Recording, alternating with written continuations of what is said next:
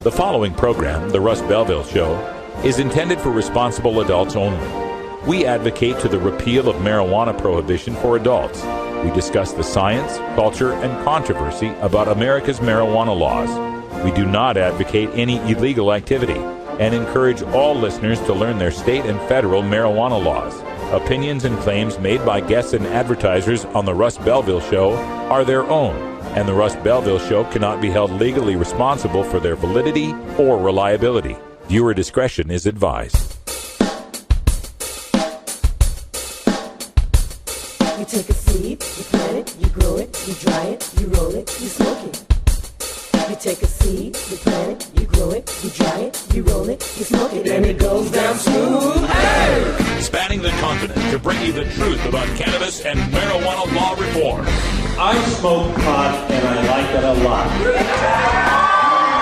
From the promise of legalization. And I think that we need to rethink and decriminalize our marijuana laws. To the agony of prohibition. One major responsibility is to encourage people to use less drugs. The Russ Belville Show, the voice of the marijuana nation. Yeah, I hear you had a question for me. Now, here's your host, Radical Russ Belville.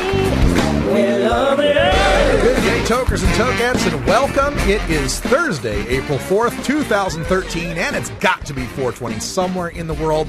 Welcome to the show. Glad you're here, and big thanks to Timmy Harris, a.k.a. Big Daddy Fink, for the newly redesigned intro. Thanks so much for doing that, and just the story behind the intro. Of course, we had to have Carrie and Kaliko and John, while they're still friends of the show and will appear from time to time. They're not going to be officially credited anymore, and Brian will still be on the show even though he's not here today, but I just wanted to have an intro that would work forever, no matter who was working on the show, so that's what's going on with that. But you check out at the end of the show, we'll have a new outro for the show as well, so stay tuned for that.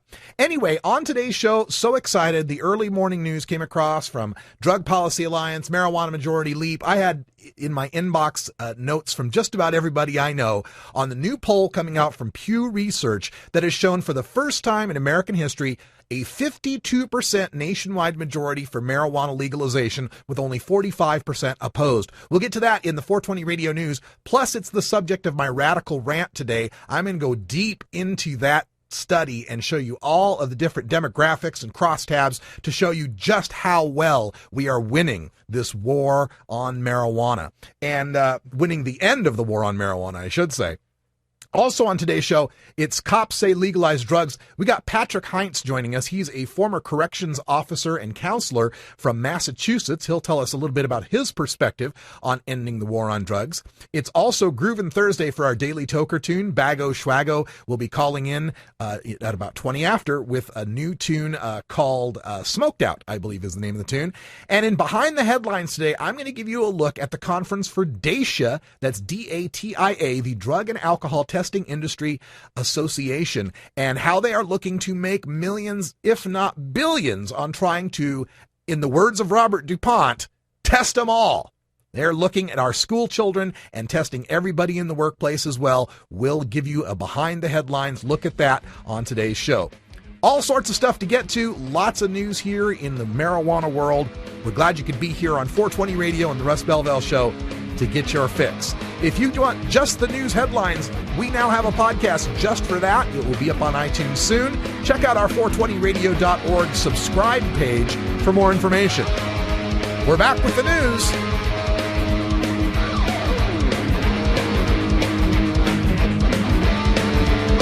We'll be right back after these messages from our 420 friendly sponsors. Support these advertisers because their ad money goes straight to the Russ Belville Show. You're tuned into the Russ Belville Show, the voice of the marijuana nation. Cast your eyes up to the skies. What is it to live and die?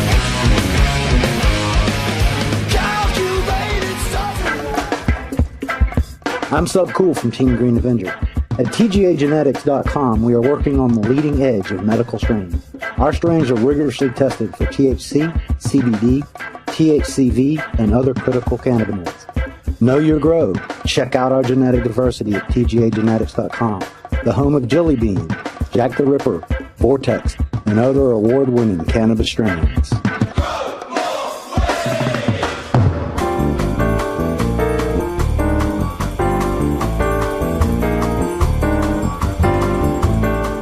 Now it's time for your 420 Radio News for Thursday, April 4th, 2013. I'm Russ Belville. Marijuana legalization wins majority support in nationwide poll from the Los Angeles Times. A majority of Americans support legalizing marijuana, a new poll indicates, with the change driven largely by a huge shift in how the baby boom generation feels about the drug of their youth. By 52% to 45%, adult Americans back legalization, according to the survey released Thursday by the Pew Research Center. The finding marks the first time in more than 4 decades of Pew's polling that a majority has taken that position. As recently as a decade ago, only about 1/3 of American adults backed making marijuana legal. Two big shifts in opinion go along with the support for legalization and likely contribute to it. Most Americans no longer see marijuana as a gateway to more dangerous drugs, and most no longer see its use as immoral. DEA, we can't intercept Apple iMessages. This from Mashable.com.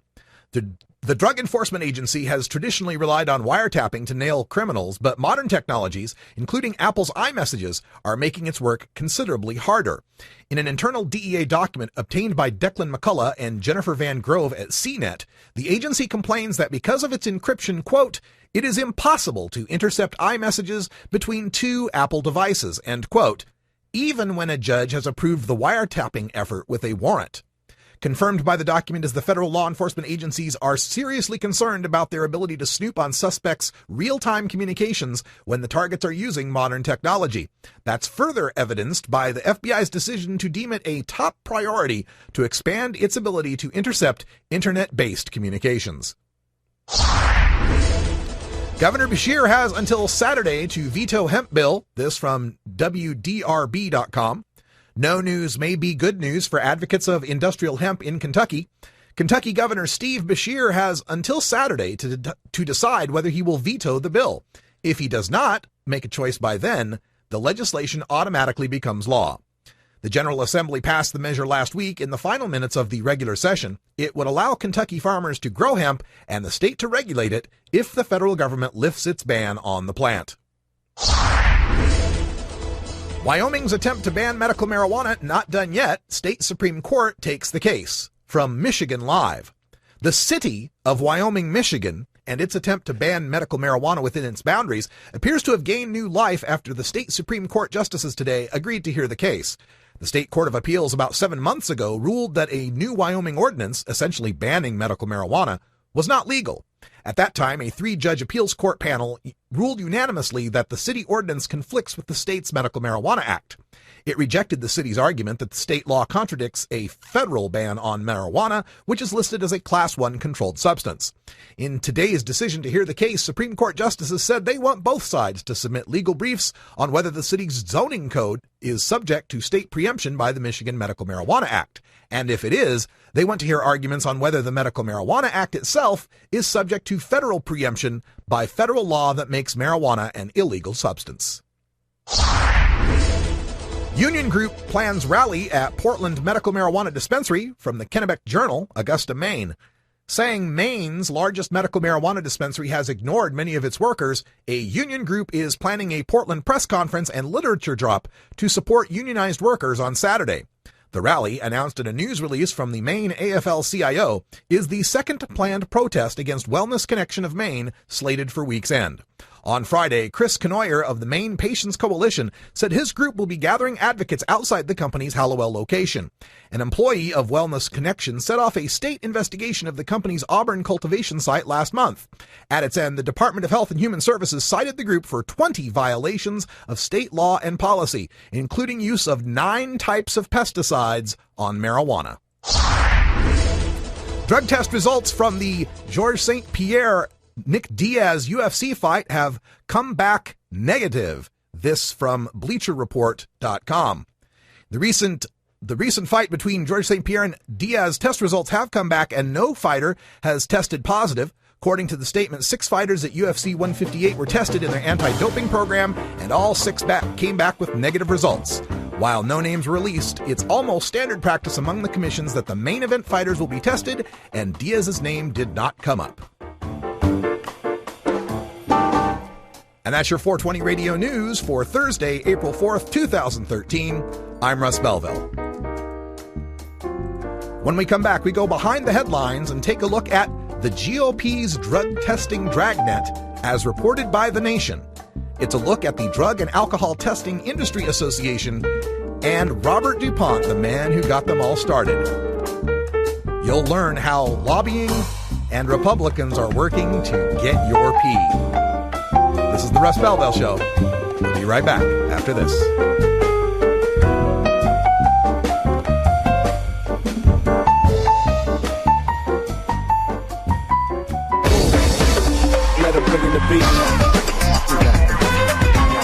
Adam Hand of Handmade Apparel produces quality custom designs for t-shirts, hats, and other apparel. Handmade Apparel is the official design shop for 420 Radio, The Russ Belville Show, Ganja John, and Cascadia Concentrates, among many clients who rely on Adam Hand for everything from short-run custom projects to full-run clothing lines. Adam's meticulous designs are individually crafted and screened in vibrant, high-definition color. Visit handmadeapparel.biz to browse the selection of handmade gear or to get a personal quote for your own designs. Handmade Apparel, a proud supporter of 420radio.org.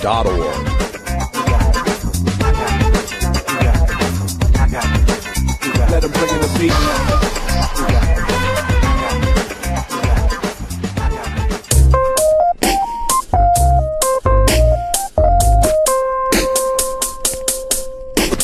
Brian the Red, and you're listening to 420radio.org. So get a little irie. Hey, sit back, relax, and have a puff or two. 'Cause all we really trying to do is get high with you. That's just how we do. Sit back, relax, and have a puff or two. Welcome back, everybody. Time for us to go behind the headlines. And today we're looking at a report coming out of The Nation magazine at thenation.com. And it's an in-depth report on the Drug and Alcohol Testing Industry Association and their recent national conference they had in San Antonio. Actually, it was in 2012, their national conference. And the people there, we just got to talk a little bit about DATIA, D-A-T-I-A, because these people are among our greatest enemies in ending marijuana prohibition. The facts show that marijuana use and catching marijuana users are the primary the primary meat for this industry, the primary engine driving the drug testing industry, because people who use other drugs, cocaine, heroin, meth, alcohol, those drugs flush out of the system so rapidly. It's only through catching marijuana smokers for weeks or even a month after smoking that this industry stays afloat.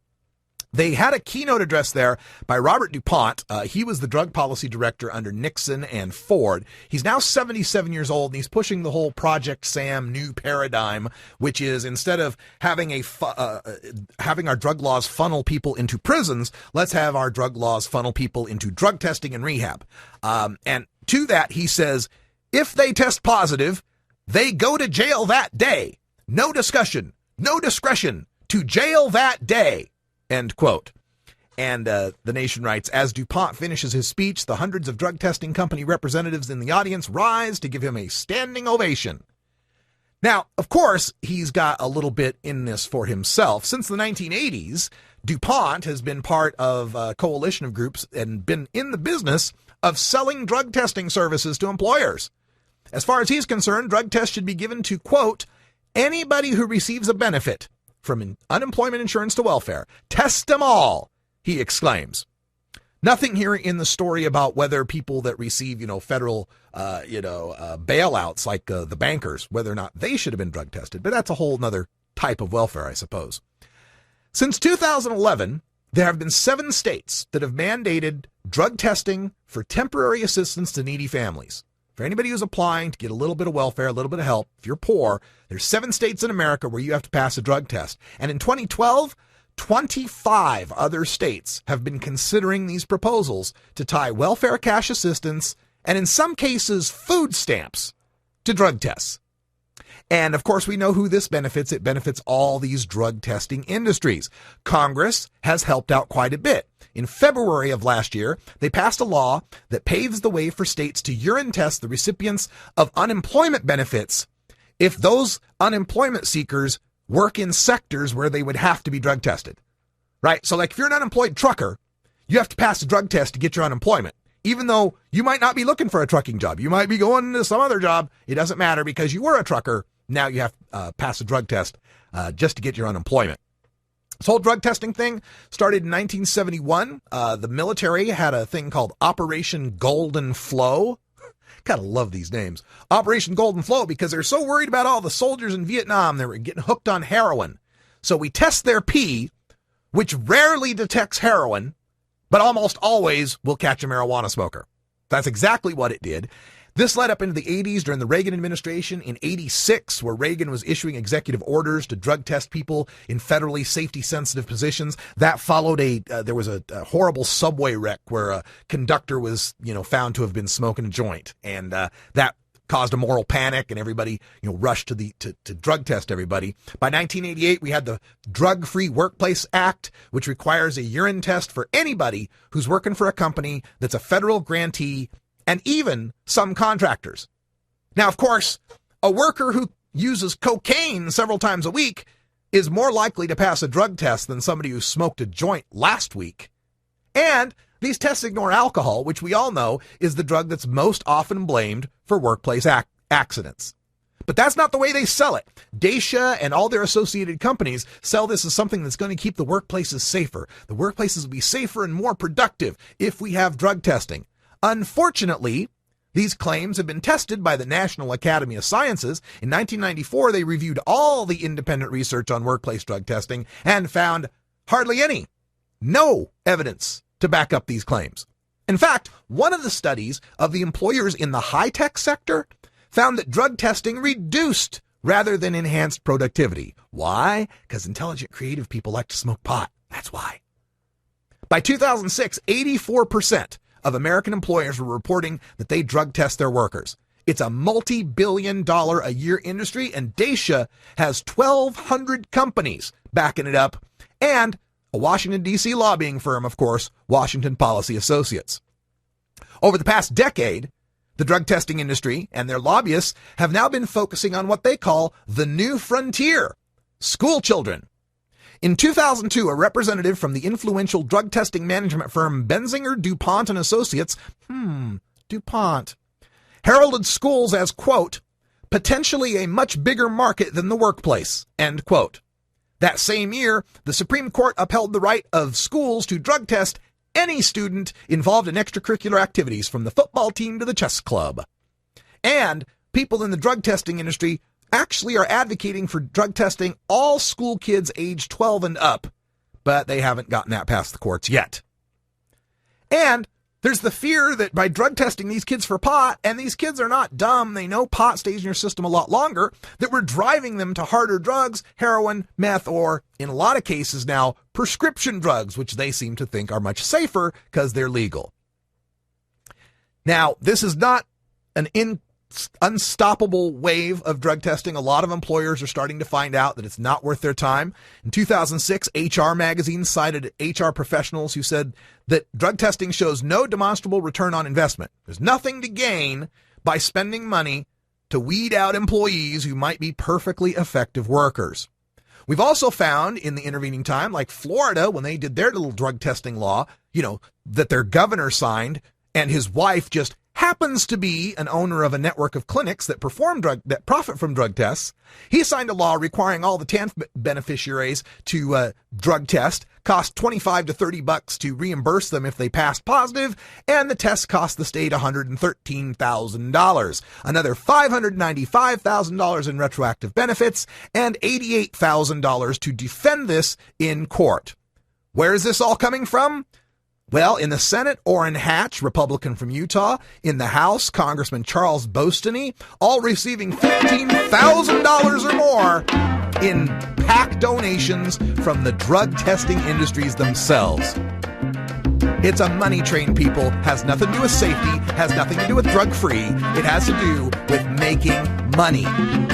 Oh, have you ever met that funny reefer man? A reefer man. Have you ever met that funny reefer man? A reefer man. If he said he swam to China, he would sell you South Carolina. Then you know you're talking to that reefer man.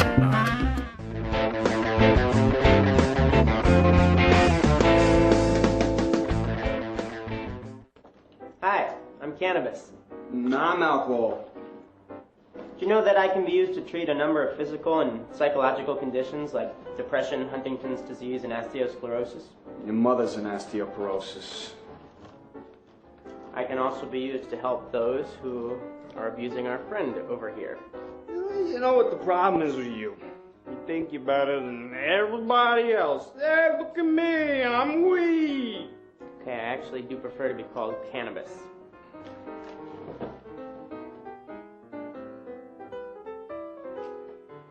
I'm illegal. I'm illegal. Because weed makes you stupid.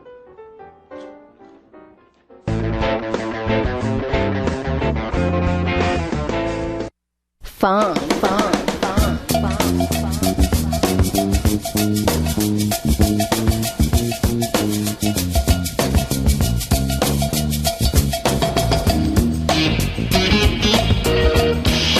Oh yeah, this is Big Daddy, and I want you to join me every Thursday night at the Funky Roller Rink, baby. Engine up and down. Can you get me back on time? Move on down the track. Keep that steam coming out the stack. Huh. Keep on moving. Keep on moving.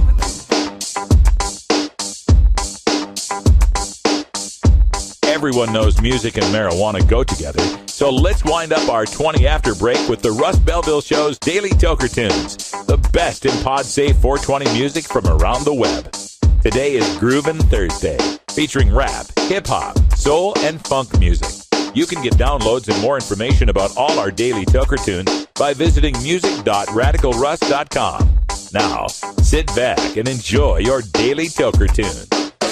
Oh yeah, it's hip-hop and funk and R&B day. I really need the groove today. Groovin' Thursday, everybody. And that means tonight at 8 o'clock Pacific time, we get another dose of funk from Big Daddy Fink's Funky Roller Rink. That's right. Check it out. 8 o'clock tonight, a new episode. It'll be lots of good funk for you. And Big Daddy digs deep into the tracks. It's some good stuff. I mean, if you think you knew your funk, I thought I knew my funk. I didn't know nothing until I started hearing the Funky Roller Rink. Check that out, 8 o'clock tonight. Joining us by telephone, we've got our Groovin' Thursday music editor, Bago Schwago, which is the only time we have a Bag of Schwag in this studio. How you doing, Bago? I'm doing good. How about yourself, Russ? I'm fantastic. I'm looking forward to this music because, you know, I'm heading to Texas soon, and I like the Texas musicians. Well, this guy is he's got some skills, definitely. I don't think he's too shabby. Unfortunately, I can't find any information about this guy. I've emailed him. I've hit him up on every single communication he has, and he doesn't respond. So, well, maybe he'll hear about this from one of his friends. Maybe somebody's watching the show. They can get back in touch with us. We can give him proper promotion. Hey, that's what I'm trying. I'm trying to get people to come on here. I'm soon will be able to have me call in, and we'll have someone to introduce their own song. I promise you. I'm working on that with a couple people. So excellent. Okay. Well, anyway, so this guy's name's Little Tech. All I could really find out on him is he's based out of Dallas, Texas, and that's it, and that's all I can say. Hey, no, and his song's name's Smoked Out. All right, here it is, Smoked Out from Little Tech. Thanks a lot, Bago. Talk to you next week. Talk to you later. Yeah. Street Life 2007, I'm talking about Smoked Out. This weed is provoking me, and it's hard to breathe every time I cheat. My mind at ease, Mary Jane the T's to the G's and the streets to the big D. No C's, no spins, grown men with the mans and my kids with a life for sin. And I'm out again, need oxygen, ain't no stopping them. Lost when they come and lock us, man, for smoking herb, that's all this earth. Harlem wanna do is calm my nerves. Ain't like a player be checking curves. Though my vision be sort of blurred, and I know y'all heard we smoke the best. Though that's mixed from the land of the text, I feel the smoke out with my chest. I'm feeling good, relieving stress. And I know y'all heard we got the killer herb. I can't explain with words, treating me like I deserve. Mary Jane the fucking freak, round and round all day all week. Every hood to every street, every house to every suite, every race, she don't discriminate. Friends to foes to real sun face, blocks to the hoods to the cities and states. I'm back in the lab with the pounder breaking, the mics are breaking, the tracks are break. Street life is gonna come correct. Lost Star State what I represent. Street life thug on my resume. Smoke down, till the weed is gone. In love with Mary Jane, she keeps me holding strong. When times are rough, when times are hard, she stays around and never ever plays me from. Smoke down, till the weed is gone. In love with Mary Jane, she keeps me holding strong. When times are rough, when times are hard, she stays around and never ever plays me from. Street life on the ride, stay high to the end, trying to dodge in and fake friends. Cause life ain't sweet like Mercedes Benz and cups of gin. Blow a pound, still throwing down. Not much love when I come around. True homies real cause they know it's me. When I roll the sweet, just blow my chief. Bottom line is I'm a lower line. Blow popcorn buzz through the hardest times. I get so high, man, that's hard to rhyme. Just gotta love that life of crime. If you ain't high, then you probably can't feel me. Immigration trying to catch me, plus enemies trying to kill me. And I don't know why it's like this. I just wanna live righteous. Pass the bud like a virus. Street life ain't nothing the nicest. Can't have a cookout without having a lookout. Backyard growing plants from the seeds that I took out. And this is how we do it. Mary Jane, the daily thing. Pretty green eyes with a pretty green red hair. She takes away our street life pain. Trying to stay down with Jesus, and I don't know why I need this. I ain't never gonna hide it and never gonna keep no secrets. Slow down, till the weed is gone. In love with Mary Jane, she keeps me holding strong. When times are rough, when times are hard, she stays around and never ever plays me from. Slow down, till the weed is gone. In love with Mary Jane, she keeps me holding strong. When times are rough, when times are hard, she stays around and never ever plays me from.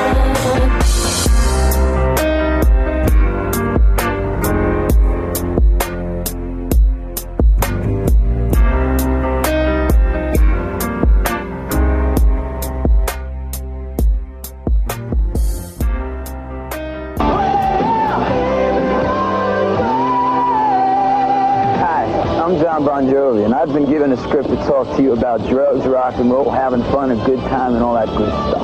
Well, I'll tell you what, drugs is not a part of my everyday routine. It's not everyday fun. It's not good for you. All right, so listen, think twice before you do drugs, because there ain't no winners out there doing it.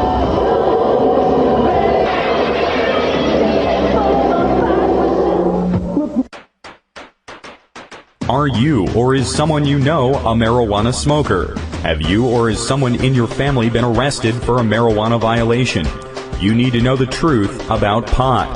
NORML, the National Organization for the Reform of Marijuana Laws, is the most comprehensive source of information regarding marijuana and its effects on health, as well as legal issues.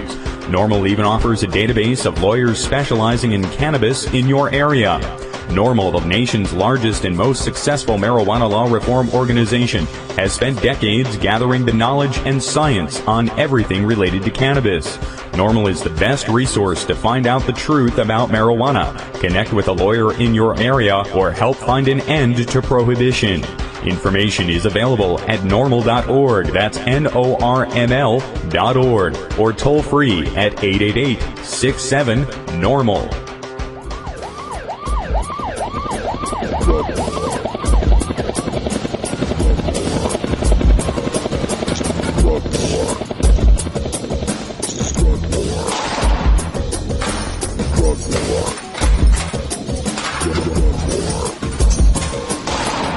One of the most disturbing elements of the Prohibition War is how it's made police the enemy of otherwise law-abiding cannabis consumers. Fortunately, one group of police officers knows the futility of prohibition and reaches out to educate the community and current law enforcement. Today, The Russ Belville Show visits with another speaker from Law Enforcement Against Prohibition with one clear message.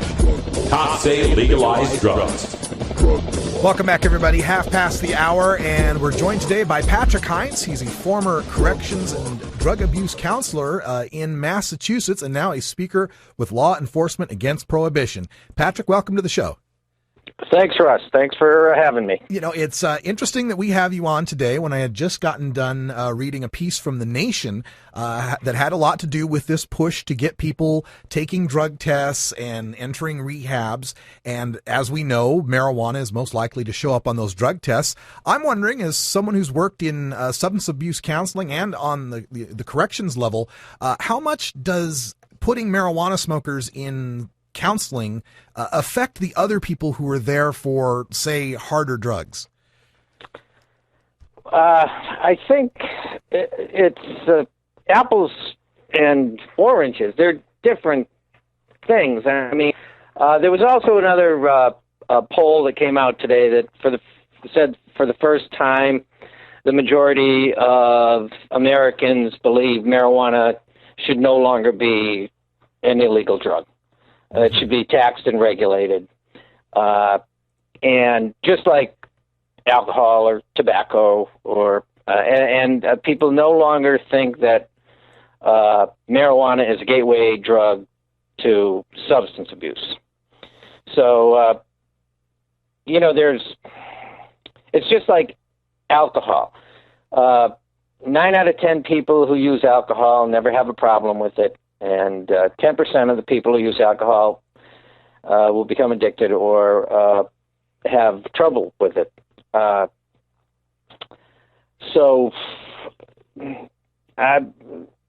Addiction and smoking marijuana are different fish. I totally understand. Thank you for that. I didn't mean to, bring you a tough question right out of the gate, but I saw the substance abuse counselor thing, and it just was on my mind. I noticed from your bio you talk about this revolving door phenomenon with respect to people, going from drug use to prison, and there's not much rehabilitation going on there. How frustrating was that for you in your career?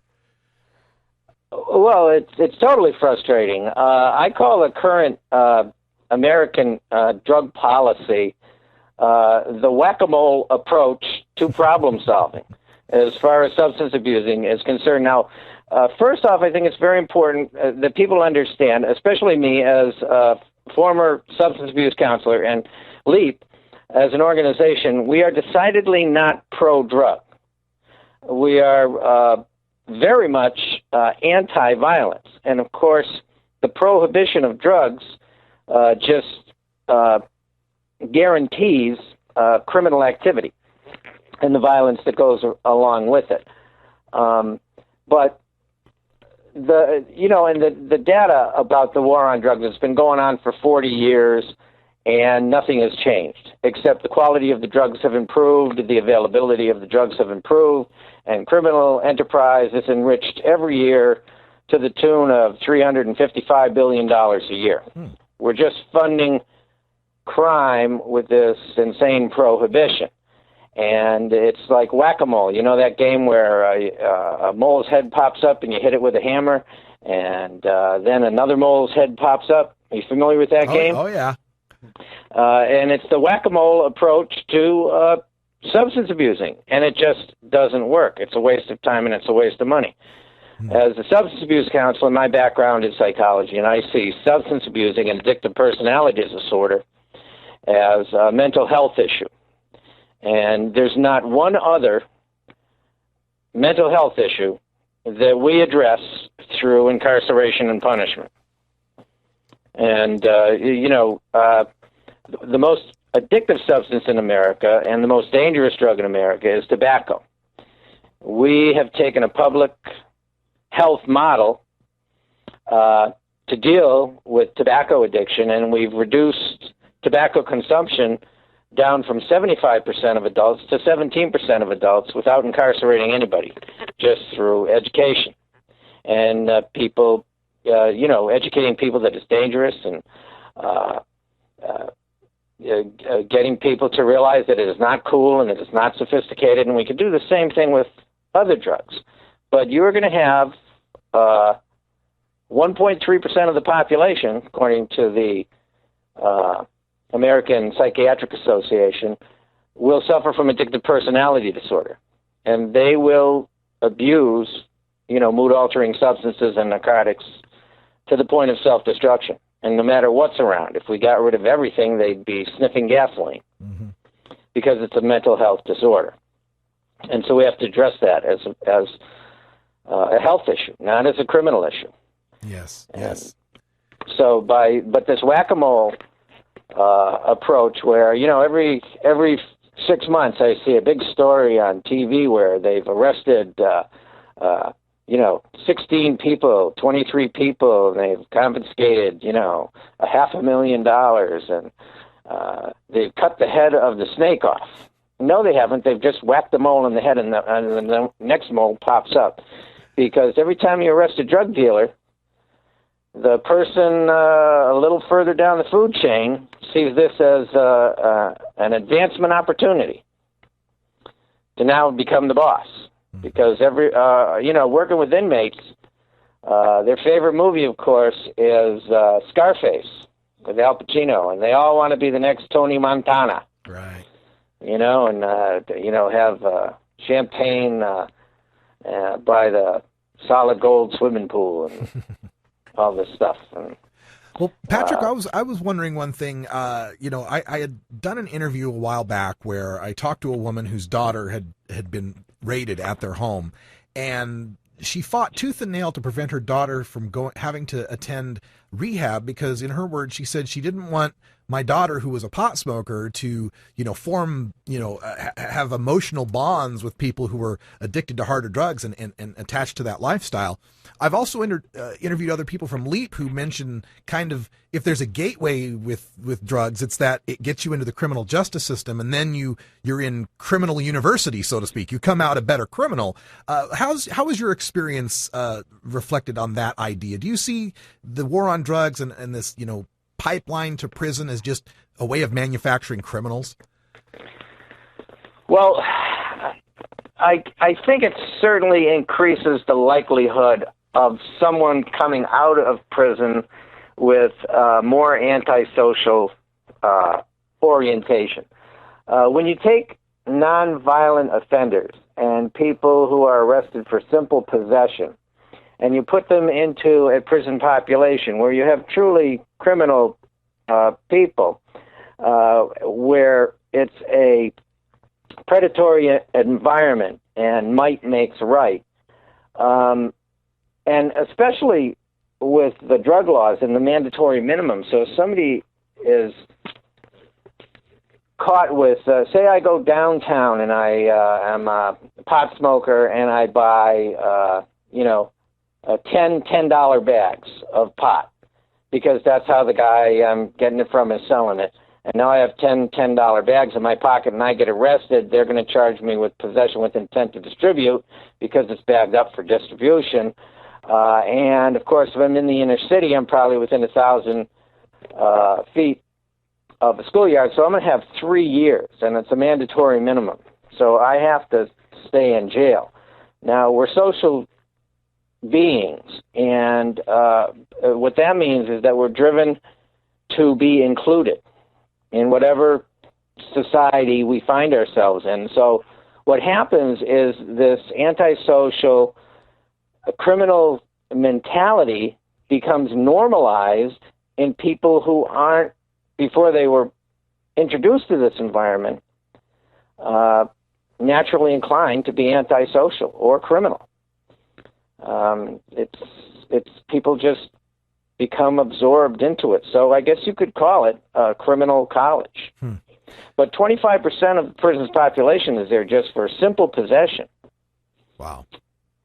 Which I wanted to look at another aspect of this with you, having worked in the corrections industry. We know how bad this war on drugs has affected the inmate population, but to what extent has it infected the corrections officers in the form of lobbying to keep their jobs, or even the corruption of being bribed to let drugs in and do favors, and how that all works? Well, the enormous amount of money that's available to criminal enterprise as a result of our failing to take responsibility for the taxation, regulation, distribution of the substance that's obviously wanted by people in our society, puts law enforcement under enormous pressure.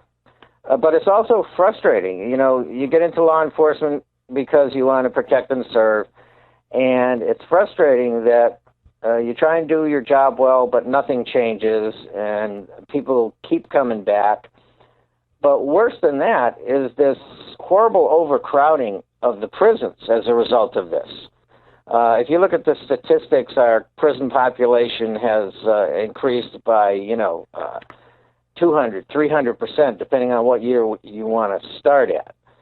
And just by the way, the United States is 1/5 of the world's population. We house 25% of the world's inmates. We are the most incarcerating civilization in the history of the planet. But what that does is that puts corrections officers at terrible risk, because when I first got into corrections, the staffing ratio would be one officer to, say, 35 inmates. Now you have situations where you have one officer supervising 90 inmates. It's unsafe for the officers. It's unsafe for the inmates. So as far as regulating drugs in America, taking the regulation and the distribution out of the hands of criminals, it's not a threat to law enforcement, and it's not a threat to corrections officers, because we would just have more manageable population numbers and staffing ratios. So I don't think that it serves law enforcement in any way, these mass incarcerations. It's not about job security. And then police forces are spending so much time, chasing drug charges, that the conviction of other truly violent crimes has gone down, the conviction rate. So law enforcement could be freed up to protect people from violent people, rather than sitting around surveilling people for 6 months so that they can whack-a-mole. Yeah, it's such a waste, and we're so glad we've got people like you with LEAP that are fighting for this. Patrick Hines, former corrections and drug abuse counselor in Massachusetts with Law Enforcement Against Prohibition. Find him at leap.cc. Patrick, thank you. Thanks, Russ. Keep up the good work. I'll do my best. Support these advertisers, because their ad money goes straight to the Russ Belville Show.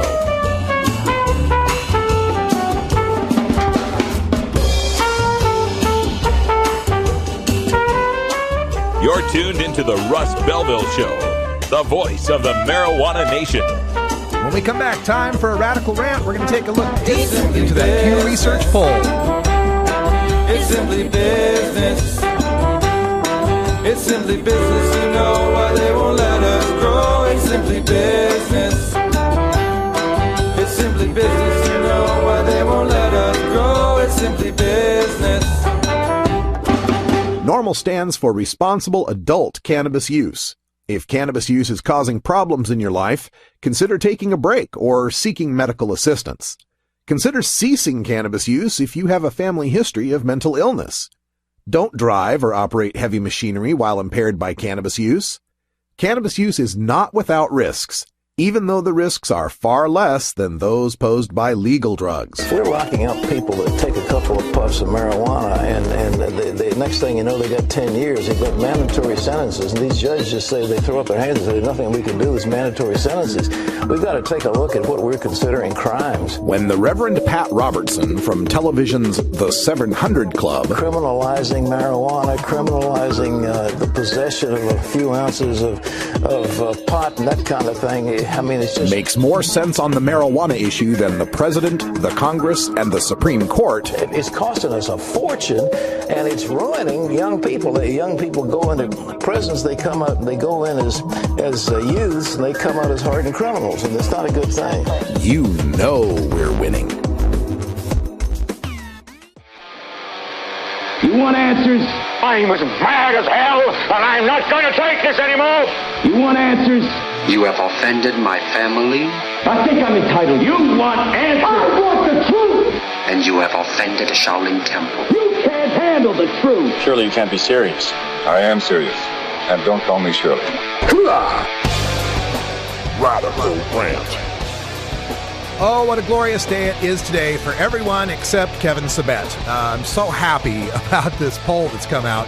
Pew Research poll, first time in their 40-year polling history where they found support for marijuana legalization in the majority, not a plurality like the Gallup poll. I know when that 50% Gallup poll came out, people were saying, oh, it's a majority. It technically was a plurality. This one's 52%. We are in the majority, 52 to 45 in legalizing marijuana. This is something that was 12% when Pew started polling this back in 1969. It was as low as 32% just in 2002. And now we're at 52%, a 20-point gain in just 10 years. This is really amazing. I wanted to show you some of the graphs and charts because you know me, I love this stuff. So here we go. This is some of the data. There is the for and against whether marijuana should be legal or illegal. Now, the numbers won't add up to 100% when you add them up because there's some rounding and there are a few people that will say don't know or don't care. But this is Pew's own graph showing you just the last poll they did. It was 50% against, 45% for. So we have flipped the position in just one poll, and it looks like there's nowhere to go but up.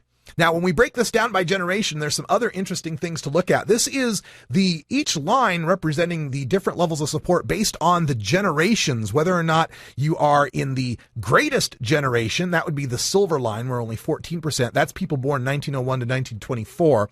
The silent generation, the next line up where it's up to 32%, that's 1925 to 1945.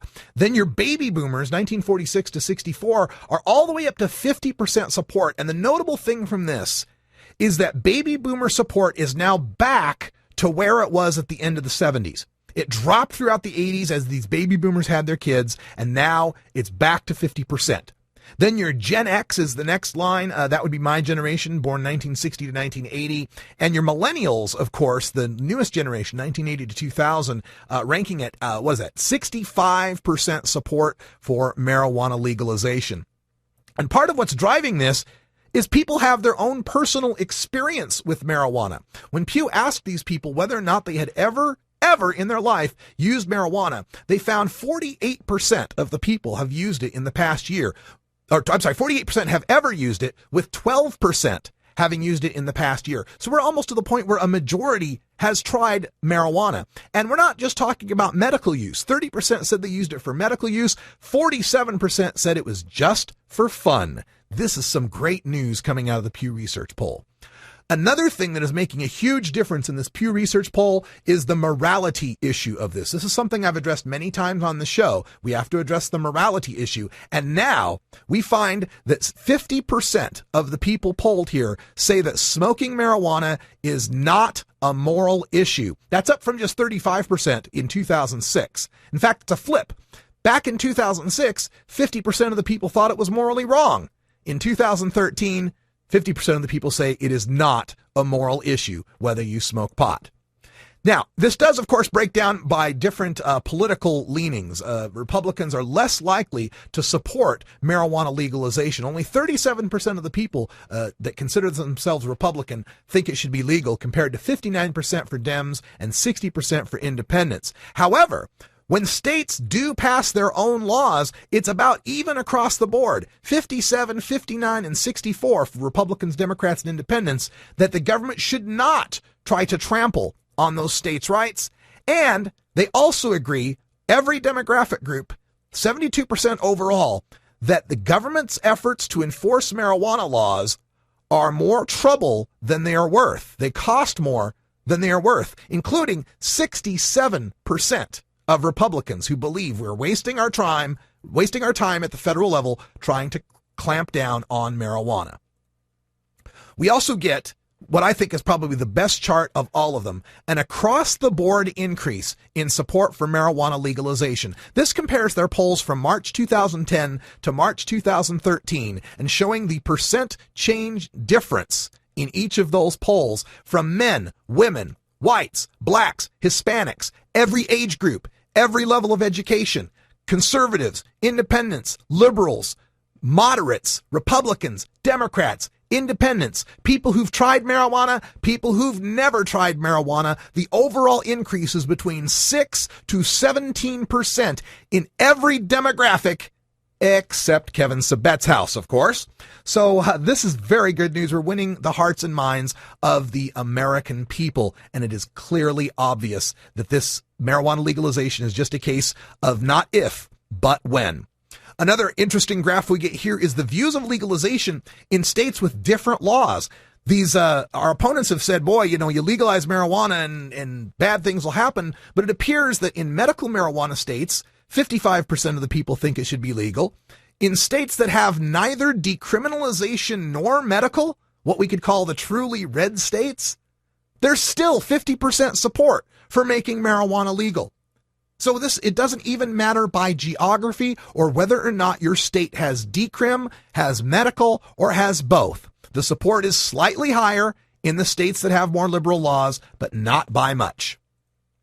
The other thing that's interesting about this poll is asking the baby boomers about the gateway drug. This has been the theory that if you use marijuana, it will lead to harder drugs. They show the difference from views in 1977 to views now in 2013, and a decline in every group as to whether or not marijuana is a gateway drug. Most notably, the baby boomers' views have returned to saying that marijuana is not a gateway drug. 60% or only 38% of the people now believe it is a gateway drug.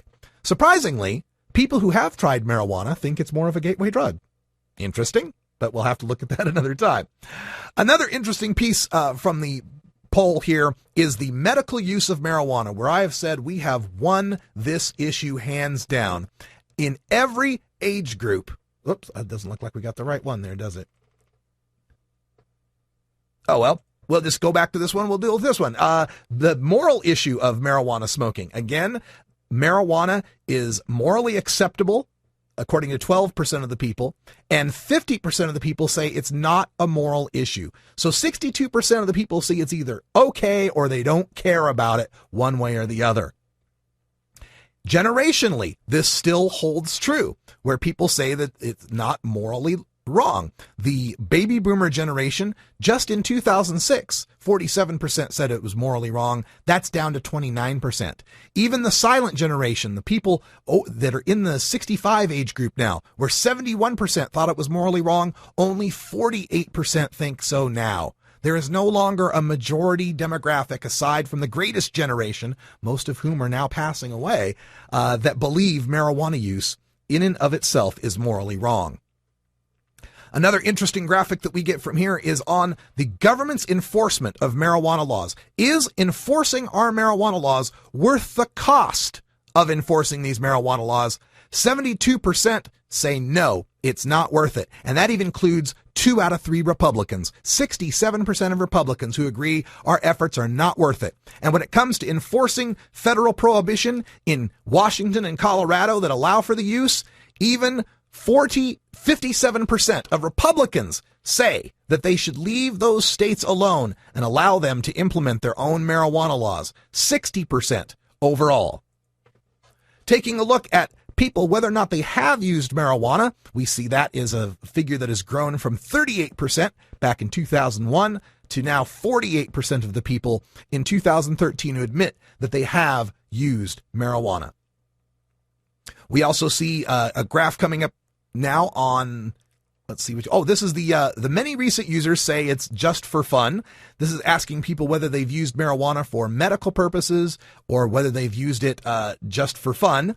And they say that 30% for medical use, 47% just for fun, 23% used it for both medical and for fun. Another interesting graph coming up here, chart. Young people more likely to have used marijuana in the past year. While 12% of American adults say they have used marijuana in the past year, among people aged 18 to 29, that's 27%. More than 1 out of 4 people under the age of 30 have used marijuana this year. There's a significant gap between men and women, 54 to 42%. Whites and blacks equally, half use marijuana, with 1/3 of Hispanics using marijuana. And even 43% of people describing themselves as Republicans are using marijuana every year in this country. Now, an interesting question found on this poll was whether or not people felt comfortable around marijuana users. The question asked, people using marijuana around you would make you feel uncomfortable or not uncomfortable. 51% of the people said it would make them feel uncomfortable, a number that is greatly increased as you look by age. The older you get, the more uncomfortable people will be. But a fascinating gap, 57 to 44, women versus men. Women are 13 points more likely to feel uncomfortable around marijuana users. Very, very interesting. But it did not seem to matter whether they were parents or not parents as to whether or not they were comfortable. It did matter whether or not they had tried marijuana. About 1 out of 4 would be uncomfortable if they had tried. 3 out of 4 would be uncomfortable if they had never tried marijuana, which makes sense considering whether or not people have personal experience with marijuana. Now, I had people in my chat room asking whether or not that might be an effect of marijuana being illegal and being uncomfortable that someone's smoking pot around you because you could all get busted. That we'll have to test on future editions of the show. And finally, a couple graphs at the end that I think make the most important bullet points for marijuana reformers to pay attention to. Men historically are more in favor of marijuana legalization. The chart on your left shows 57% male support for marijuana legalization versus 48% female support for legalization. And these two chart lines run about that same 7 to 10% gap from 1969 all the way to 2013. We must make inroads in reaching out to women and making them understand how important marijuana legalization is to protect their families, to protect their children. And on the right side, we see the graph of independents, Democrats, and Republicans and their support for legalizing marijuana. Independents at 60%, Democrats at 59%, and Republicans at 37%. And those are numbers that have stayed relatively constant throughout the past 40 years. It is incumbent upon us to reach out to Republicans and show them how marijuana legalization fits their own ideologies of states' rights, limited government, individual responsibility. These can move Republican audiences. So if these two graphs tell you anything, it is if you can write a marijuana proposal that will pass among Republican women, you will legalize marijuana. I firmly believe that, and the numbers are seeming to show that. It is very good to see that a majority of our citizens are willing to allow the states to experiment with their marijuana policies, with only 35% of people thinking that the feds should go trampling in Colorado and Washington's business. We see only 23% of the people think marijuana prohibition is actually worth it. Only 32% that believe we are immoral for smoking pot. And the gateway drug is dead. Only 38% of people actually believe there is such a gateway theory that using marijuana is going to lead you on to the use of hard drugs. This is the Pew Research poll. We'll have a link to it up at our blog at radicalruss.com once I get a chance to break down all the numbers. That's all the time we've got for Hour 1. Stay tuned with us for Hour 2. Toker Talk Radio. We'll take your calls at 971-533-7111. So glad to have you all with us. Thank you so much for being a part of 420radio.org. We are completely listener supported, so we need your help. Head to 420radio.org. Visit our store. We've got Pink Leaf shirts. We've got Herb Thrasher shirts. And you get a discount if you're a VIP member. Check out Join Us on the 420radio.org site to become a member and help support independent, public marijuana radio. So glad to be a part of it. Thank you for helping us. For Brian the Red, I'm Radical Russ. Until next time, take care of each other, tokers.